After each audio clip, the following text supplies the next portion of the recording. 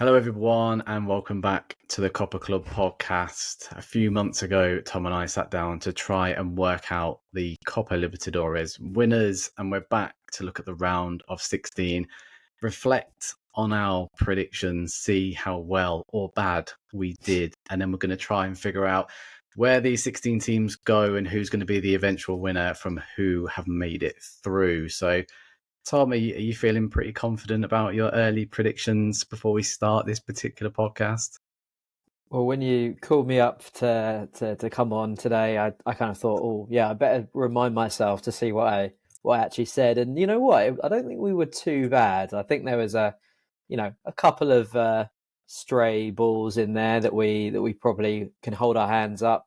Definitely, I think my shouts of backing a lot of by youngsters was probably the worst shout from my end. But generally speaking, I think it was we've done all right, and maybe it points to more the tournament becoming perhaps a little bit more predictable. But let's go with the fact that we know what we're talking about.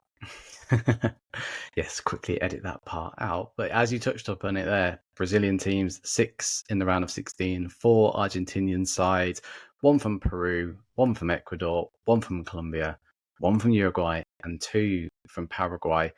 Does that surprise you, Tom, or do you feel like this is going to be a trend which continues until I don't even know what the answer is when it comes to sorting out the money side of things for clubs to progress? Because dominance once again from the Brazilian sides, but in fairness, 4 Argentinian sides, that's fairly impressive. If we look at like when we went through the tournament to begin with. Obviously, you're more clued up than I am, but I thought there'd be only maybe a 2 or 3, but 4 have snuck through, and we'll get into them in a minute. But is it becoming too predictable, this tournament, which we love? I don't know. I mean, I think in terms of the winners, and not necessarily which club they are, but certainly from the nation that they come from, I think we're seeing that become a bit predictable. But you're getting different winners almost every year. You get a lot of different teams doing well, so I think there's still, you know, quite a lot of interest and quite a lot of variety, especially if you compare it to some of the top European competitions. So it might not necessarily have been the most thrilling group stage that I've ever seen, and with not too many like huge shocks, but I think there's still like a good variety in there, and teams that can challenge that Brazilian dominance. So I like to keep my glass of Fernet and Coke half full. Yeah, 3 Brazilian teams actually came second in the group when they were heavy favourites to top it. So we'll talk about that as the show goes on. But let's start with the left-hand side of the draw and we'll work our way round. And I think it's made for an interesting draw with some of those Brazilian teams coming second. So we'll definitely dive into that. But first up, Atletico Nacional versus Sao Paulo. Initial thoughts, Tom, on probably quite an intriguing draw. Yeah, definitely one that caught the eye. Immediately it got me thinking back to the 2016 campaign in the semi-finals where these two teams met. The year that Atletico Nacional won the tournament with a young Davinson Sanchez in there, and a few of those players like Borja and Armani still kicking around at River, which probably tells you a little bit about what you need to know about River too. But yeah, the last time there was a non-Brazilian or Argentinian winner as well. So I think we didn't really touch on Atletico Nacional in the preview, No? but they did well to get out of a tough group. They've got some good players in there. I think they were sort of very reliant on their home form, and they were quite poor away. So that's going to be quite key. But yeah, I think generally speaking, they're the type of side that could probably spring a few surprises, albeit against the Sao Paulo side that you were definitely positive about before, and I think have kind of backed up, at least in the Libertadores, that billing that you gave them. Yeah, it's not quite like you said. If it was the 3 home wins which got them through, they lost all their away games. So that first leg in Colombia haven't quite got Pablo Escobar there to sort of pay off a few people like they did back in the day, but they will probably need a 2-goal advantage to squeeze through. And yeah, I know I was hot on Sao Paulo, and I could be really smug here and turn around and go, yeah, they actually did pretty well in this particular group. I think it was quite a weak group because they had Alianza Lima and Libertad in it in particular. Talleres were incredibly poor, finishing bottom of that. But what intrigues me about Sao Paulo and probably the underdogs in terms of the Brazilian teams is that they haven't had Lucas Moura or Oscar on the pitch for any minutes, or like barely any minutes throughout the league or the Libertadores, putting a lot of trust in youth players. Pablo Maya has come back from injury and there's been high hopes for him for quite a while now. And so, yes, there's been a lot of, well, there always is with the Brazilian media and Brazilian fans. Sao Paulo lose at home to Mirassol in the league, and the fans out with pitchforks. But they've been incredibly consistent in the Libertadores, giving chance to a lot of young players as well. Ferreira on the wing has stepped up and taken his opportunity, scored a couple of goals as well. So how far they will go, I'm not sure. I think it depends on the fitness of Lucas Moura and Oscar, and I'm dying to see the combination of those, because without them, they do struggle. But one player who have been hot on for quite a while now is Andre Silva, who they brought in from Portugal a couple of seasons ago. Last year wasn't really favoured by the manager, but he took the lead role within this side, scored 3 goals and 2 assists in the Libertadores, whilst Moura and Oscar have been out. So for me, it's really crucial that first leg. If Nacional go and win 2-3-0, I don't know if I can see Sao Paulo scoring that many goals. If it's a narrow victory, the Brazilians can probably overturn it. Not sure if you would agree with me there, Tom. Yeah, I think it's going to be really interesting, especially that leg in Colombia, because, as you said, Atletico Nacional doing very well at home, Sao Paulo pretty good away. So I think that could be a crucial battle. I mean, and you've got I think a lot will rest on someone like Kevin Viveros. If he can hit that form that he showed in the Libertadores, they might have half a chance. But you speak to Atletico Nacional fans, they're a bit, they're not sold on him, or certainly not all of them. I think he's someone who could have a bit of a hot streak if he even stays there, for that matter. I think that's one thing we probably need to point out, just more generally, as talking here at the start of June. By August, we could be looking at a very different scenario. So, can they keep Hinestrosa? Will Vivera still be around? Will they bring some reinforcements in? These are all caveats that we have to put in at this point. But I think it's still going to be interesting between two big sides who can match each other, certainly in terms of physical and technical. It might come down to those tactical differences that ultimately get one side over the other. Should we progress to the next one? As you've touched upon there, with players potentially moving over the next couple of months, well, Botafogo versus Liga de Quito makes it very interesting reading. Botafogo looks set to lose Cuiabano, still up in the air as to where he's going to be going. Ger on the way to Nottingham Forest, as is Iger Jesus. So as a Forest fan, I'm very excited. As a Botafogo fan, you're probably furious, very frustrated that every time they look to build something or spend money, other players seem to be moved on. So yes, Botafogo are the reigning champions. And do you know what? I probably did them a real disservice, and I got them completely wrong in the previous podcast when we spoke about them. They looked really poor at the start of the season under Renato Paiva. The fact that John Textor came out and was very much supporting the manager's decisions whilst players were unhappy. It looked like a bit of an unsettled camp, but in the build-up to the Club World Cup, they've been excellent, especially going forward. Arta on the right wing. I mean, I was devastated when he went to Russia from Palmeiras. I thought he was a very good talent, and he's come back. And there's talks of him getting back into actually getting a call up to the Brazilian national team. I think it's thoroughly deserved. On the other flank, you've got Jefferson Savarino, who probably was their best player last season and probably did a lot of the work in the shadows because Thiago Almada and Luis Enrique were the stars of the show, but Savarino stuck around. Those two are unbelievable on either side of Iger Jesus. Well, he's obviously going to be going now and they need to get a replacement in. So it's going to be a really interesting tie again between Botafogo. I know we've not touched on Liga de Quito yet, who finished top of their group above Flamengo. Yes, it was on goal difference, but very impressive. And another side who will use their home advantage in high altitudes. But why not, right? And this is what makes the Libertadores so unique. So, Tom, that's enough talking from me. What do you think about this tie? Who do you think is going to progress? How is it going to play out?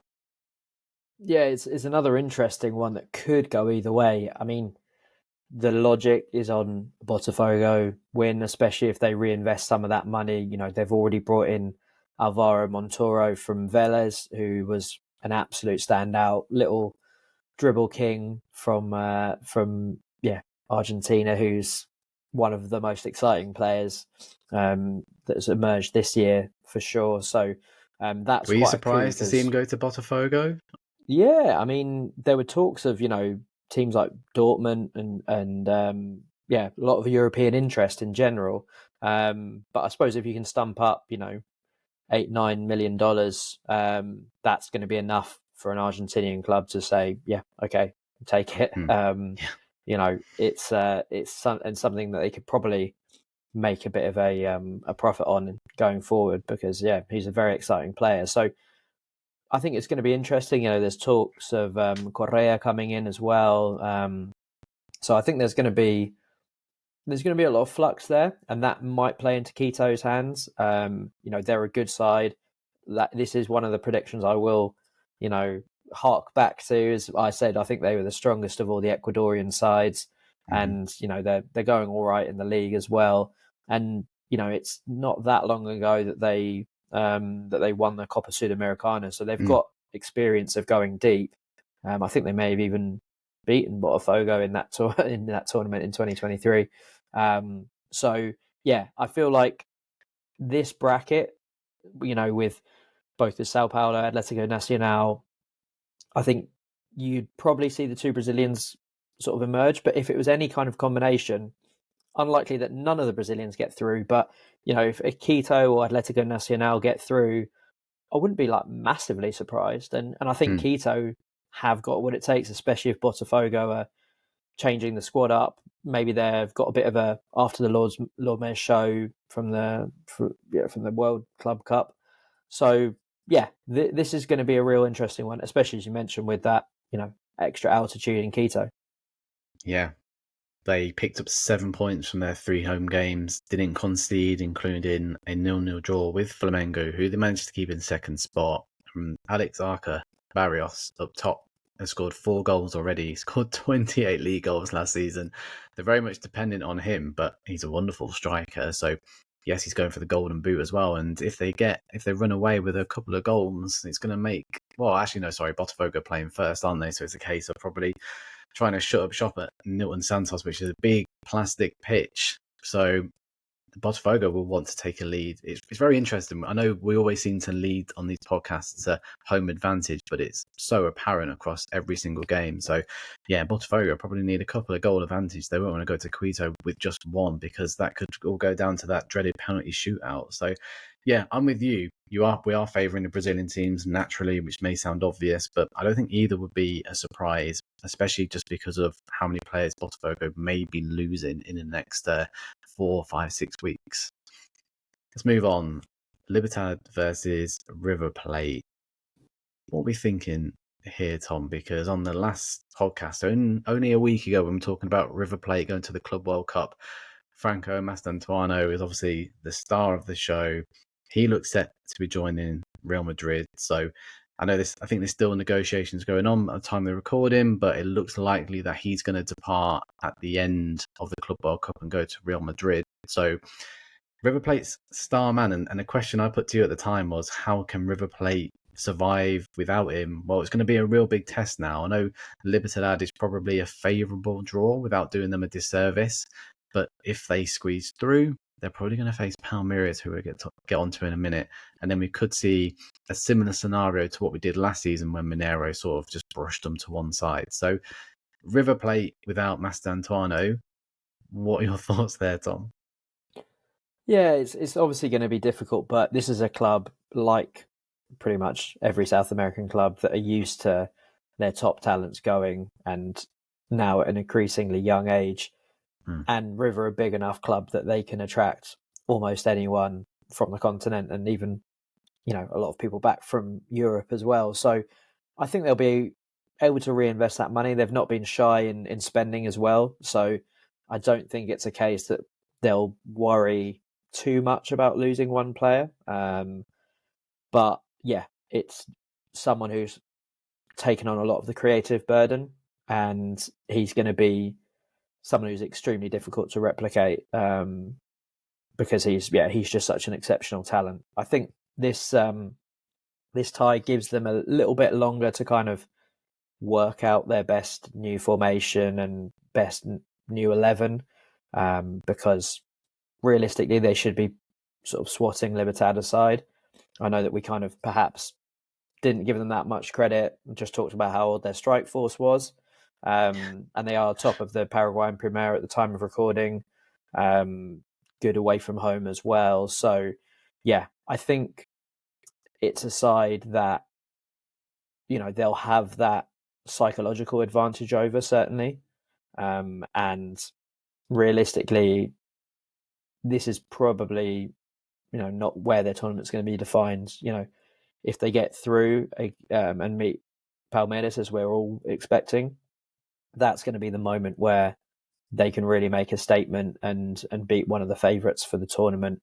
I don't think they will. I think they'll probably reach the quarterfinals, and it will be disappointing, but probably understandable given who they're coming up against. So realistically, you just got to avoid embarrassment by going out in this one, and I think they should do it. They've got enough talent there that this shouldn't represent a big challenge for them. The expectation with River fans, I've definitely noticed it across social media, is the expectations and the hype around doing well in the Libertadores is sort of fizzling out, and we'll get onto other Argentinian sides who may perform better than them throughout this podcast. But as you said there, yes, they have the lure to maybe bring back players from Europe, but I've seen quite a bit of beef between fans on have they actually spent the money quite well? Have they invested a lot of money over the especially in the last off season? Then Boca went crazy, but did any of them actually bring in players who have been excellent? Arguably not. And will they have to spend even more money, with most teams knowing they've now got 45 million euros in the back pocket for Mastantuono? So the only blessing really is they have 2 months from now to seek and look for replacements, which gives them enough time. And they should be bypassing Libertad. I know we're not spending too much time on them, but their group was pretty poor, as we've touched upon. They finished 5 points behind Sao Paulo, and Alianza Lima never really qualified for the next round, barely ever win a game in this competition. They're slowly improving, but Talleres were also incredibly poor as well. So they've done okay to squeeze out the group, but to give it some context, River Plate should easily be progressing.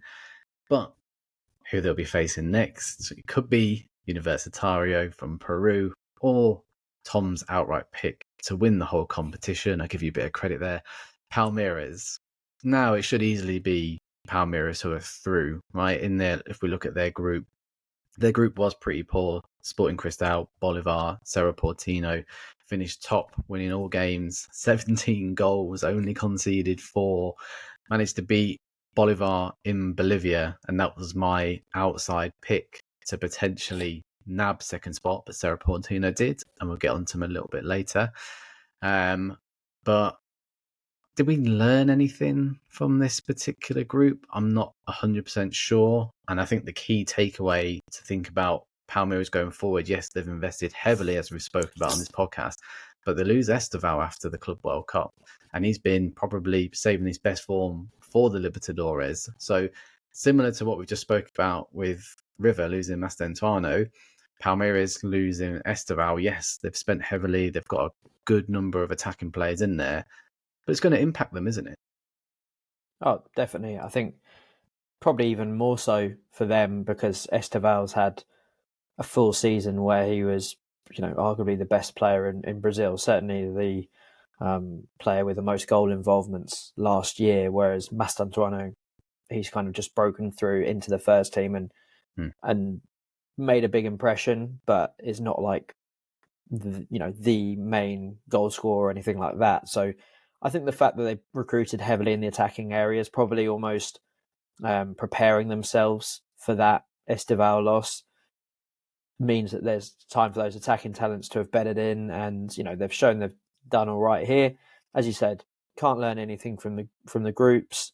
They have a habit of absolutely pumping teams in the group stage, and they've had some quite kind draws in recent years. And then we've seen Abel Ferreira kind of shut up shop and become a lot more pragmatic as the knockout phases come along. So I don't think he'll need to do that for this. Although Universitario have shown that they're no mugs, and we should definitely give them some credit, because it's very rare that a Peruvian side gets into the knockout stages. I want to say, I'm not sure if it's their first time in 15 years or any Peruvian side's first time out of the group stage in a long time, but certainly this is something that's doesn't happen too often, and they've shown that they can mix it with quite a difficult group to get out of. If we looked at good couple of Ecuadorian teams, River in there as well. We were hot on them. I think, yeah, You we said definitely were. I don't think Independiente de Valle, and I said Barcelona were going to qualify that group. So we look a little bit silly there because we've underestimated the Peruvian champions, who, if I quickly intervene, only scored 4 goals, but only conceded 4 as well. And they drew with River Plate at El Monumental. Yes, River already through, but that was a fantastic result for them. So they are a really resilient team. And if you look at their league form, yes, up against other Peruvian sides, but especially at home, they just rarely concede. So that could trouble Palmeiras to an extent, especially in that first leg. I don't think it's going to be comfortable. River Plate certainly didn't enjoy going there either. And let's not forget the final. Is it the finals in their ground? I can't remember. yeah. Well, Sorry, I just Lima, at least, completely drew anyway, a blank there. Yeah, so there's even more incentive for them to perform. Not saying that they will squeeze past Palmeiras, but that first leg, it's not going to be over and done with for sure. So yes, you can look at it saying they only scored 4 goals in 6 games, but they got 8 points out of it. So really impressive. And yes, 4 goals, but if you look at the other end of the pitch, Edison Flores has been a wonderful player for them, and like he could be key. So yeah, I'm trying to. I'm not necessarily saying that Universitario are going to beat Palmeiras, but in that first leg, with the final obviously being in their own backyard, there's going to be potential there for them to really sort of trouble the Brazilians. But yeah, back at Allianz Park, it's probably going to be a bit of a one-way sort of street, as we've seen with Palmeiras in the particular group stage. But I agree with you. Abel Ferreira, he knows how to win ugly, and we'll probably see that throughout the Club World Cup. And yeah, the highlight reels for the last few years in the knockout stage for Palmeiras haven't been pretty, but often effective, especially in the round of 16. So it looks like we are going Brazil, Brazil, Argentina, Brazil from the left-hand side of the draw. So we should probably move over to the right-hand side, and this is where we can potentially see a few more upsets, and we'll see by the end of the podcast if I'm going to be stubborn and stick with my outright pick or whether I've changed my mind. But we'll get to that shortly. And let's look at Fortaleza versus Velez. Tom, do you want to lead the charge with Velez before I'm incredibly negative and I start laying into Fortaleza, because I think they're absolutely rubbish? Yeah, I mean, I think that's something to say straight away. Is Velez will be very happy that they've probably, out of all the Brazilian sides you could draw, they'll have definitely feel like they've got the weakest one there. So even though, as we mentioned, Montoro's off, it wouldn't be a surprise if Maher Carrizo as well was snapped up over the summer, because he's been absolutely fantastic. Really continued that under 20 Argentina form into the particularly the Libertadores, but also in the league as well. So yeah, they rallied from what was quite a precarious position at the start of the group stage. Their league form's not been great, but they had a shocking start with everything up in the air. Change of manager, lost a lot of players after their league win, and they topped Group H pretty handily with 11 points. And they look back to a functional side again. I don't think they're quite as good as they were last year, but I think they're good enough to get through this tie. And I think if you offer Velez a quarter final, then that's probably represents a good run, they'll probably fancy their chances by not coming up against a big Brazilian side in the next round as well. So there's always that chance that they could, sneak through to the semis, and then anything can happen. So I think Velez will definitely be encouraged, but it's going to be interesting to see how much change happens in the summer. Ordonez as well, another player who's just moved to Parma as well. So potentially 3 of their standout young talents gone, and you wouldn't be surprised to see someone like Valentin Gomez get snapped up as well. So this is one of those ties where you might be looking at a very different team come August. So maybe that's like a window of hope for Fortaleza. A window of hope, but they just don't have the budget to bring anybody in, and there's been quite a lot going behind the scenes at Fortaleza. Lost and changed the sporting director at the start of the season, who has been heavily invested over the last couple of years. He walked away, which was quite a surprise. Haven't really found out why, but in their group, they qualified with 8 points ahead of Colo-Colo, who were awful, Bucaramanga, who were okay, not too bad at home, but again, a pretty poor side overall. But the reason why they qualified, and it looks better than what it actually was, they scored 8 goals technically and conceded 5, but they were given a 3-0 win for crowd trouble in that Colo-Colo game when they was 0-0 after 60 minutes and they had their backs against the wall. But Racing went to Fortaleza in round 1, absolutely hammered them, and then Racing only needed a point against Fortaleza at home, but they beat them 1-0. Admittedly, it was in the last minute, but Fortaleza didn't even have a shot on target, and they needed to go to Argentina and win to top the group, which it counts for a lot as we're going through it now, where you finish first or second as to who you play. So yes, you can look at it and be like, Fortaleza, well, Velez are going to be losing a few players potentially, but Fortaleza don't have a big budget, like overachieved in the league last season, don't really have any key players. Like their big signing was David Luiz, who's 38, 39. He starts every game, and like the last game they lost 5-0 to Flamengo. They've just been battered continuously, and I think they were fairly fortunate they were in a weak-looking group. Yes, Racing stole the show, and I think we both predicted that, but I thought potentially it'd be a little bit closer. But it just goes to show with off-field problems there, they don't have a budget. Velez, yes, even if they lose players, they're still going to be more put together than what Fortaleza can offer. And the fact that they've even got to this stage, I think they are also very fortunate that they've drawn Velez, because if they'd drawn another Brazilian side, they could have been absolutely hammered if we think about that recent Flamengo result where they beat them 5-0 and they were only in the second gear throughout the whole match, which is quite worrying, to be honest with you. So I think we're finally in a camp where we can both say a Brazilian team will get knocked out, and Velez, whether they sell players or not, should get through at this stage anyway. Again, recording this podcast in June. But let's move across. Fingers crossed.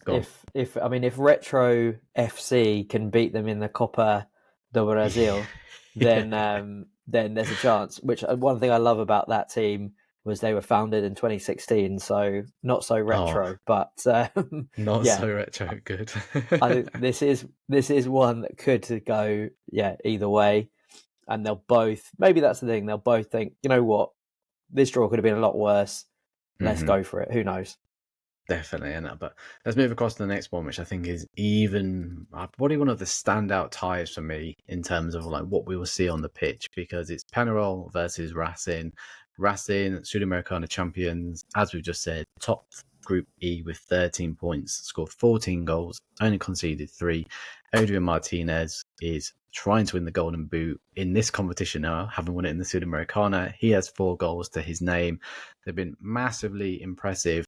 But what is probably going to add an edge for Penarol is because of the crowd trouble and everything which happened last year with Botafogo, they've been playing behind closed doors. Now, their home form in this competition is very, very strong, and it's normally down to that 12th man, without sounding very cheesy, but at home with that support, they are incredible and one of the best teams to watch in this competition. I definitely encourage people to go back and watch Penarol Flamengo last season when they got over the line with a horrendous, boring 0-0 draw, but that home atmosphere was incredible.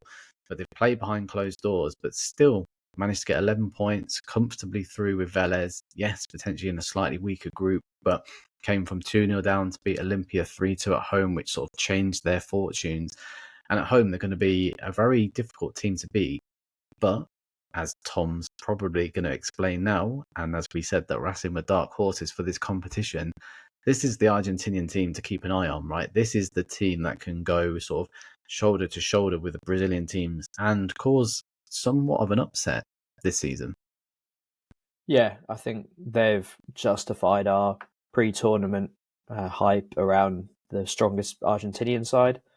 They've got that recent cup knowledge and know-how from their Sudamericana win. They weren't brilliant in the league this year, and they got knocked out by eventual winners Platense. But Platense did well to beat them, River, San Lorenzo, and Huracan. So if in isolation it doesn't seem like the best result, but that was pretty historic from Platense. But yeah, they've got a really strong side. Crucially, they've got, as you said, Maravilla Martinez up front, just absolutely banging them in. They've got that good core of kind of homegrown players and players who are associated with the club. I'm sure they'll probably look to strengthen a little bit more as well. So, and I wouldn't say there's anyone that they're probably gonna, any big players they're really gonna lose, unless something weird happens. But I think they're kind of in it. They see a route through to, probably easily the semi-finals, and they're probably our one hope of a non-all Brazilian final. So, yeah, I think they'll fancy it. But as you said, Penarol just over the other side of Rio de la Plata. It's got that, Argentina, Uruguay rivalry going on there. Two of the most historic clubs on the continent. Great atmospheres at both stadiums, not far, to travel as well. So I think it's in purely just a kind of aesthetic football lovers tie. This is probably the one that you'd most want to be at, even if Penarol will take it down to the trenches and will try and ruffle a few feathers, shall we say. I think Racing, for all their attacking talent, have also got that capability of seeing out those difficult games as well. So they're not just some like fancy Dans who can get brushed aside if you get stuck into them. And yeah, you'd fancy them, but as Penarol showed last year, they're more than capable now. After several years of disappointment in the tournament, they seem like they're finally getting back to where they would see themselves in terms of putting a cat amongst the pigeons. And they have my favourite player in South America in Leonardo Fernandez. What an absolute baller this number 10 is. Scored 16 goals last season, and then they spent over 6 million to sign him from Toluca. Scored 6 league goals this season, but he's already scored 2 goals and 4 assists in 6 Libertadores matches. Yes, potentially in a slightly weaker group. But he broke a record last season, scoring 10 plus goals from outside the box for Penarol. It was unbelievable. His highlight reel alone, some of the goals he scores are absolutely outrageous. He's definitely a player to watch if you are looking to get into South American football from this podcast. But before we move across to the next game, I think we need to say a slight apology and a word for Bula Bulo, who finished in 3rd place and got a Sudamericana spot, which was, do you know what? Fair play to them, outrageous. Didn't play their home games at the actual stadium. 6 points from this particular group was very, very impressive, because a huge unknown quantity to you and I, Tom. We openly admitted that they've only recently been on the scene, had 12 months in top flight in the Bolivian league, and now they're managed to squeeze 3rd spot into the Sudamericana. So a very entertaining watch. I only scored 5 goals and conceded 15. So that sort of quote unquote home form got them over the line. But definitely a team to support in the Sudamericana, who will get a lot of money for progressing to this particular stage, which counts for a lot for these Bolivian teams. So apologies to Bula Bulo for writing you off so quickly. You have obviously outdone yourselves. The next particular match we want to talk about, Cerro Porteno versus Estudiantes. And Tom, I think you and I, or maybe myself, I'll give myself a little bit of credit here, said that Estudiantes could finish top of their group in front of Botafogo. And they did. So over to you to sell the Argentinian side again. Were you impressed with what they did in the groups? Yeah, no, I thought they did really well. They didn't necessarily cruise through, but we expected them to get out of the group. They did it ahead of last year's winners. I don't think you can really ask too much more of that. I mean, yeah, they were again a team that did all right in the league, but got knocked out of the Apertura knockout phases by Rosario Central. But I think all the focus was on Libertadores. Really, they're always a solid, organised team. They've got enough class in there. They've got some backing that we've mentioned in previous pods as well. So yeah, I think they did everything that they needed to, and they've been rewarded with a very appealing game. I think they actually met each other in the round of the 2011 Copa Libertadores at the same stage. That year, obviously, being the famous Neymar Santos year. But I think they'll look to get past Cerro Porteno because they're a big side. They're probably going to be quite similar in terms of being difficult to break down as well. But I think they only got 7 points, which was the least of any second place team, and wouldn't have been enough for third in about 3 of the groups. So, I think Estudiantes, much like Velez, will be like, you know what, in theory we've lucked out, but we know how petty the football gods can be, and you don't want to get ahead of yourselves. Cerro Porteño are a massive side in Paraguay and capable of going on a little run. I think everything going to plan for Estudiantes for the time being. Yes, for the time being key there. But yeah, Cerro, as you said, they're 7 points from their 6 matches. Actually finished with a -4 goal difference as well, which is quite impressive. They conceded 6 goals against Bolivar. 4, admittedly, were in the last game when Bolivar were chasing a Sudamericana spot, which they got. I think they were my other team to let me down in terms of getting the top 2 because they need to win all their home games, and Palmeiras beat them 3-2. Very good game if you want to go back and watch those highlights.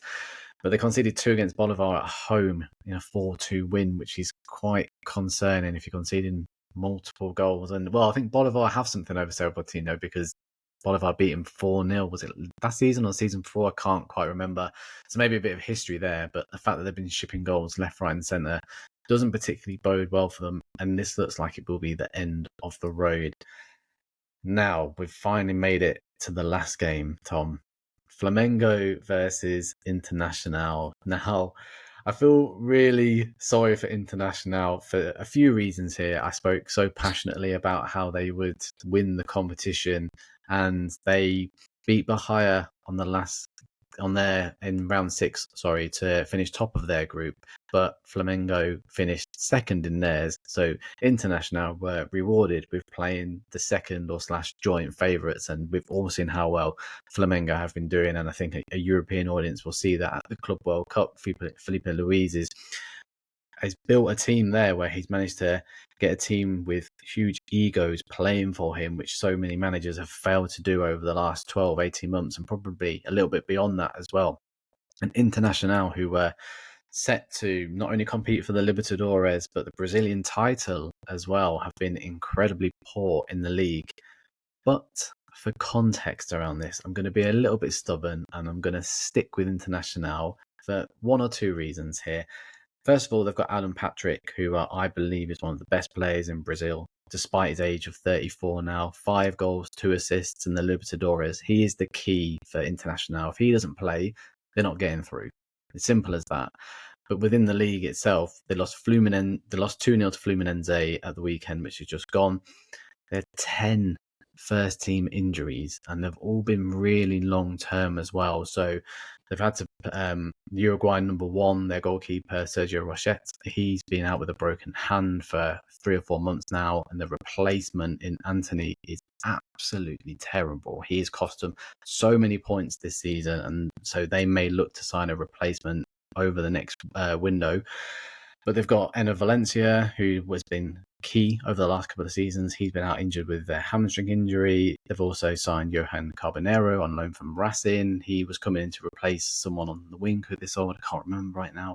But the list goes on and on and on. 10 or 11 players out, and it's not just been for a week or two. It's been key players throughout the whole season. So for them to finish top of the Nacional's group with Bahia as well, which I actually think was one of the most difficult ones, they've done incredibly well. They played Flamengo in the first game of the season, and it was a 1-1 draw or 0-0, can't remember, but it finished a draw at the Maracanã, where you could turn around and say, well, it's first game of the season, teams are still finding their feet, but they defended pretty well in that game, and that's when they didn't. This is before all their injuries started, so I don't quite think it's the write-off people are expecting. Maybe it sounds like I'm being stubborn and holding on to International's pick because that's who I said who were going to win it in the predictions podcast. And Flamengo, the fact that they didn't top that group and lost at home, as I'm sure you're going to talk about now, Tom, to Central Cordoba, there's vulnerability there, isn't there, for potentially anyway. Maybe am I squeezing too hard with this particular one? But I think there's an excuse for Internacional. But Flamengo, they can't fight across all fronts. I'm always adamant the best team can't win every single tournament. Yeah, no, I think, that context is really important around Internacional. Flamengo, obviously, given their current league form, you would say should be the favourites and their star-studded team. But yeah, as you said, there was a point in this Libertadores where we thought, you know what, they might not actually get out here. Central Cordoba taking 4 points off them was incredible, and a shout out to them. Very, very unlucky to finish in third place on goal difference with 11 points. That was heartbreaking for them, such a small team. But I think Quito, Flamengo, and Central Cordoba all finished on 11 points because they had the Kira in the league in their particular group who finished on 0 points. So for 3 teams to finish on 11 points, get knocked out on goal difference when you've got someone like Flamengo who still didn't top it. Incredibly unlucky. Sorry, interrupted you there, Tom. No, that's all right. I think what I was going to say was that, up until now, everything's kind of gone right for Felipe Luis. So it was really interesting to see how he reacted to this, first crisis, if we want to call it that. And I think it's going to make him all the stronger for it. So perhaps Flamengo might be not the strongest in a competition like this, and there's a chance there for Internacional to get at them. But I kind of think that against other Brazilian opposition, they probably will get through. And what's really interesting, I think, is that the league game between them is scheduled to be right in between the 2 Libertadores game. If I've got my fixture list very correct. Interesting. I'm pretty sure, I feel like we've seen this with Boca and River once before, and certainly Real Madrid and Barcelona back in their kind of glory years. So whether they both just write off that league game in between, or whether there's something that, either one of them can learn or get the upper hand because of that as well, I think it's going to be really interesting. But yeah, I as much as I would like to see Internacional get through, I think, Flamengo with Pedro back, with De Arrascaeta in phenomenal form right now, who's so again, good. If we're talking about favourite players in South America, then that's another one who's just an absolute joy to watch. So this he's moved for me into is like, sorry, Tom, but he's moved into a new role, and I think that's important to point out. Felipe Luis recognised that Flamengo last season just entirely relied on Pedro, and he's done his ACL for a second time now, and he's come back, and I don't think he's the player he once was. It is taking him a lot longer, understandably, but Felipe Luis has moved the Arrascaeta into like a second striker, more advanced than a number 10 role, which is why he scored 9 in 9 in the league, and he's chasing the golden boot himself. So I think that just shows a bit of a masterclass from Felipe Luis, and that's why he's doing so well with the team, is he's learned to adapt, because Flamengo were a one-man team, which I know sounds ridiculous to say, but Pedro was injured against Penarol, and that's why they didn't get through, because they didn't even score across 2 legs against them. So I think the fact that he's come back from injury and he's not been particularly great so far, the fact that this little wonderful Uruguayan in behind has gone, do you know what? I'm happy to take the lead here, and scored 9 and 9 in the league. He's been unbelievable. So yeah.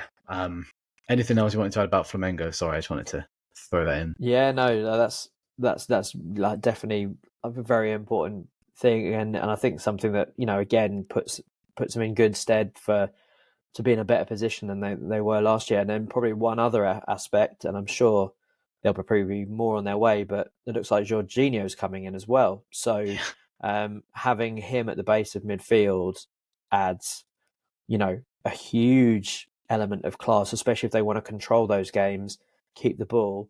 But, you know, we've seen Europeans come in, although, you know, Jorginho, how European you can say he is, that's one thing. But like, you know, it wouldn't be surprising if he had a little bit of a wake up call with some, you know, big challenges and some pitches that maybe aren't quite the same level that he's used to. So this is like a box office clash, and two of the, you know, main favourites. Only one of them is going to get through. They'll probably, again, a bit like Racing, see the semi-final on the horizon if they can get through this, and that, you know, whoever that ends up being against, they'll think, yeah, just get through this, and then we've got a real chance of maybe making it all the way. Yeah, I forgot about Jorginho coming in there, but they're saying there's obviously a lot of rumours and links about this time of year, but Gerson could be on his way to Russia, is what I've heard. So the reason why he's come in, and that's a big loss, because Gerson offers something going forward where maybe Jorginho doesn't. I'm going to park my international argument here because I'm obviously clearly very stubborn. I'm going to go one way. But before we sign this podcast off, Tom, I'm going to be quite cruel here, but I'm going to ask you to try and predict the final. I'm going to ask a question to see if potentially you're still going to stick with Palmeiras. You probably will because of the side of the draw. But if you could name your finalists for me, and then if you want to be brave enough and put your head on the block for the winner, please do. Well, again, a bit like you, got to stick to my guns and say that Palmeiras will get to the final, and then I'll let my heart rule over my head and say that Racing are gonna see them in the final, with probably Palmeiras winning it in the end. But yeah, I think probably more likely is a Palmeiras Flamengo final. But let's have a little bit of a mix up this year. Fingers crossed. Yeah, absolutely. And do you know what? I would have been really controversial and said Botafogo have every chance. I think they've been really good against Palmeiras over the last few games. I don't think Palmeiras have got near them or beaten them. Drew with them earlier in the season when Botafogo were a mess. But the fact that they're losing key players makes that a little bit more difficult. But Palmeiras Sao Paulo could be a very interesting tie-in, especially if Lucas Moura and Oscar come back. And Sao Paulo don't really lose. They only lost 1-0 to Palmeiras earlier in the season, and that was an incredibly late, scruffy goal from Vitor Roque. And I just think that these big teams, the further it gets, fighting across the league, Copa do Brazil potentially, Libertadores, they can't win them all. So maybe I'm squeezing something out which isn't there, but I could say Sao Paulo in the final if I'm looking for an alternative from Palmeiras, because I don't want to be boring after people listening to us harp on for an hour. And then I'm going to stick with Internacional if they can get some players back, if they can find their feet under Roger Mercado, or if they do, in fact, change the manager, that could potentially be the difference, which could be controversial. But I do really like Racing as well. That would be such a great final. Palmeiras Racing, I think that would be one of the better finals we've seen in a long time, and hopefully they can all have 11 men on the pitch for longer than 30 seconds compared to last year as well. But anything else you wanted to add, Tom, before we park the episode?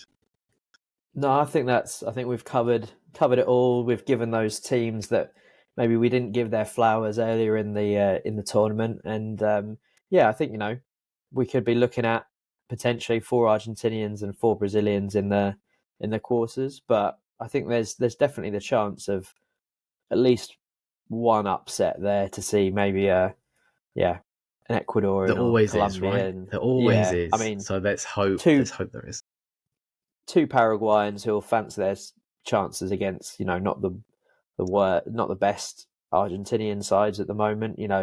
You could definitely see someone getting there. I think as long as we've even just having them, four Argentinian and four Brazilian feels like a healthier balance than previous years. Yeah. So yeah, it's set up for an interesting one, that's for sure. I think it's harder to pick a definite favourite, but then there's like 6 or 7 teams there that you say, you know what, if everything goes right, could be their year. Absolutely. We will be back to cover the quarters, semis, and final throughout the tournament. The round of 16, because of the Club World Cup, won't be until August. So you've got plenty of time to enjoy this episode, go back over our previous one and laugh at our predictions. But we'll definitely be following the tournament throughout. So do follow us on Apple, Spotify, and YouTube. And we'll be covering the Club World Cup throughout the summer as well. So join us for those particular episodes. If you've liked the episode, please do subscribe, follow, and rate the podcast. It means a lot to us and helps us grow. But for now, thank you very much for listening, and we will see you on the next episode.